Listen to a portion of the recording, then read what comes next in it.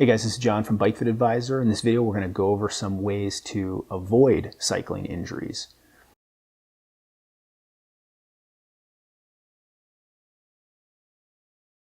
I get employed a lot to help people manage injuries they already have, and as kind of the old saying goes, the best way to manage an injury is to just not get it in the first place. And so we're going to go over some basics of what you can do to make sure, or at least increase the likelihood that you do not get injured on your bike. Incidentally, cycling injuries are so common because typically cycling, and especially road biking, are really repetitive stress injuries waiting to happen. And you've probably heard me say that before, but it bears repeating because, being on a road bike, we don't get forced or pushed to change position, change tempo, change effort very often. And so this sets us up for all manner of repetitive strain injuries, repetitive stress injuries. So the first thing I would recommend you do in order to avoid injuries, and of course I'm just going to get this out of the way, is just to get a bike fit first. A really well done bike fit is going to go a long way towards helping you mitigate any chance for injury.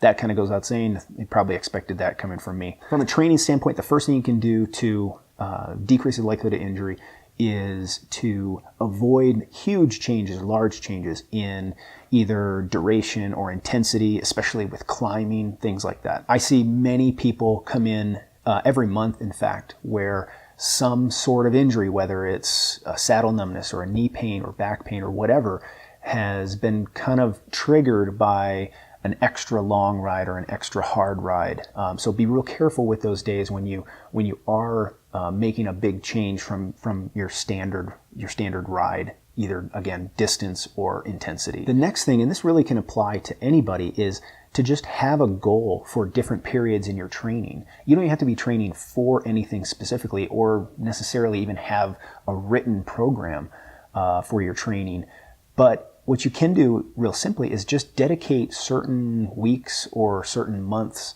to a given endeavor. It might, you could be training for nothing, but it's a really good idea to, maybe you can spend 2 weeks doing some really long, easy, fun, exploring type of rides.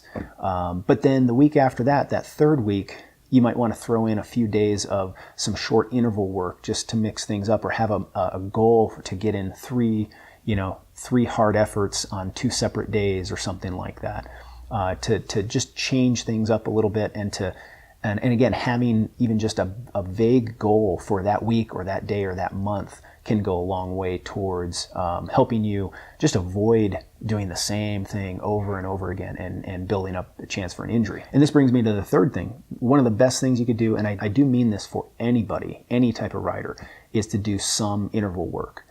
The worst thing you could do is to spend all your time kind of at the same intensity, and unfortunately that's what a lot of people do.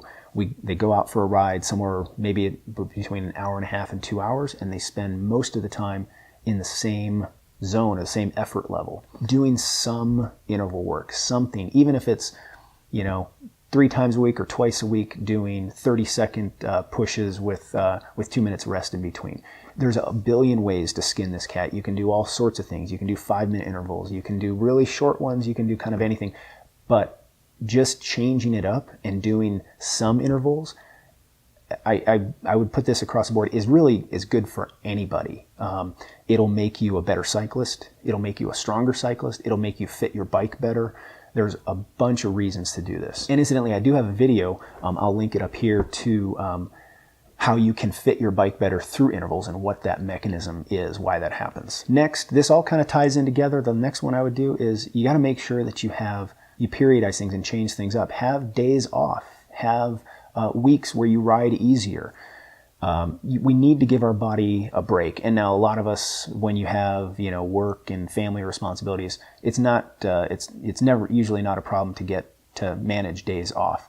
However, if you do have a lot of time on your hands and you are riding 5, 6, 7 days a week, you got to work in rest days, easy days, off days, things like that, just to give your body a little bit of a break. So the next thing I would do is this is a little bit trickier, but you got to know and manage what your weaknesses are. For instance, if you have a history, like that your low back kind of gets tweaked every once in a while, or you have a knee that gives you trouble, make sure you take that into account when you are going for some of these longer rides or changing the intensity some. You want to make sure that that body part is supported enough. And we'll get into this more into the recovery area and when we do in the next video. But just make sure you know and manage those weaknesses. And then if you do get an ache or a pain or a small thing that starts, make sure you address that sooner rather than later. Address it when it's a small problem. And a lot of times you can sort of snuff it out before it becomes a bigger one. And the last thing I would do from a training standpoint would be to actually get off the bike some. Do some weight-bearing activities. Do something weight-bearing, whether it's some light jogging or some basic plyometrics or even just some light jump rope or lifting weights. Something like that. Some sort of weight-bearing activity that's going to challenge your muscles, your bone structure, things like that in a different way. Because the bike doesn't do that very well. And you can get a lot out of just a little bit of this sort of weight-bearing work.